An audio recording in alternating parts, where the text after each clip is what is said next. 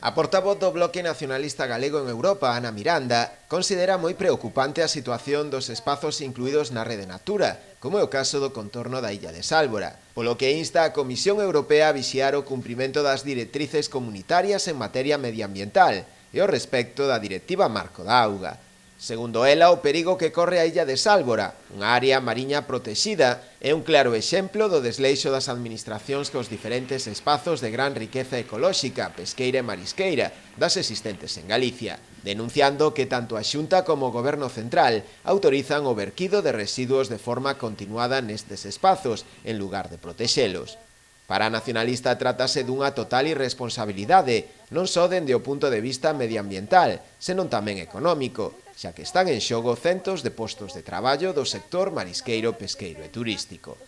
Ante esta situación pide a mediación da Comisión Europea e se verifique o cumprimento da Directiva Marco da Auga.